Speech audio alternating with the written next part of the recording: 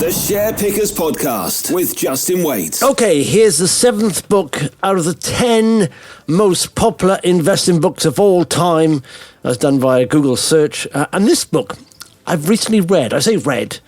I walk the dog and listen to audiobooks. When I read books, I read every night, but I tend to read murder mystery, killer books, detectives. I quite like that.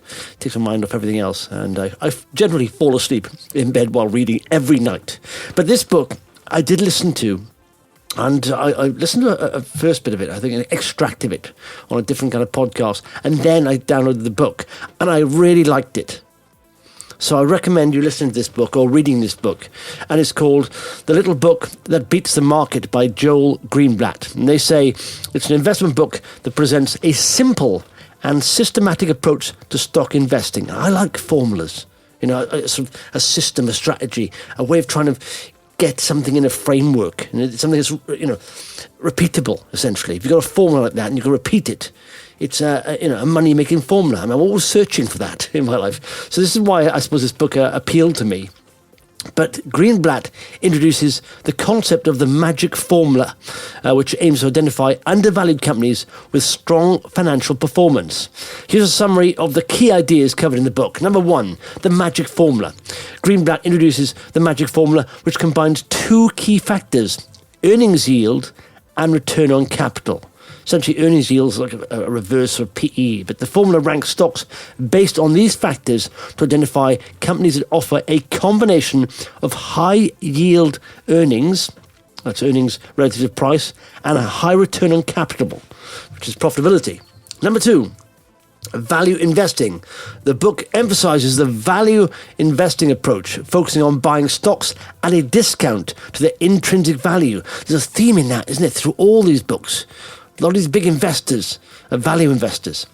Greenblatt suggests that by using the magic formula, investors can identify undervalued companies with a strong underlying business. Very clever, actually. He tries to keep it as simple as possible. So, look at the most efficient companies, basically the companies that get the best return on capital, and then see the cheap versions of that. So it's a combination of those two. They're ranked like that, So they've got to be sort of good value, but they've got to be efficient as well. Number 3, quantitative approach. The magic formula is a quantitative approach to stock selection, relying on financial metrics and rankings rather than qualitative analysis. Greenblatt suggests that by using objective data, investors can reduce emotional biases and make more disciplined investment decisions. 4, long-term perspective. Greenblatt encourages a long-term investment horizon, emphasizing that the magic formula is designed to provide consistent returns over time. He advises investors to be patient and not be swayed by short-term market fluctuations. Because he does say, if this formula works, why isn't everyone doing it? Because he said there are times the market fluctuates where the stock price doesn't rise and it goes down. And it can sometimes take 6 to 12 months for it to start turning around. And yet in that time, people sort of check out and don't believe it, lose faith. So that's why, not everyone's doing it. And that's the same with all stock market investing, I suppose. There are times in the market where the share prices go against you. It doesn't mean the business is any worse. It just means the share price is sort of going down. That's it. It's a market sentiment. At 5, portfolio management. The book provides guidance on portfolio management, suggesting that investors create a diversified portfolio of magic formula stocks. Greenblatt advises periodically rebalancing the portfolio and reinvesting in new magic formula stocks to maintain the strategy's effectiveness.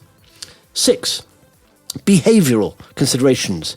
Greenblatt acknowledges the influence of investor behavior on investment outcomes. He emphasizes the importance of sticking to the strategy, avoiding emotional decision-making, and staying disciplined even during periods of market volatility. And number 7, simplicity and accessibility. The little book that beats the market is written in a straightforward manner, making the concepts accessible to both novice and experienced investors. Greenblatt aims to demystify the investment process and provide a simple framework that can easily be implemented. And here's a quote from Joel Greenblatt. And I do like this book. It starts off quite funny, but and there are little bits that make you laugh in it. So it's not that dry. It's easy to sort of digest. But anyway, here's that quote from Joel Greenblatt. Investing is simple, It's the financial industry that works hard to make it complex. And in fact, that's borne out a little bit by Jack Bogle as well. Fund managers try and make it difficult because they want to earn your money to do it for you rather than let you learn.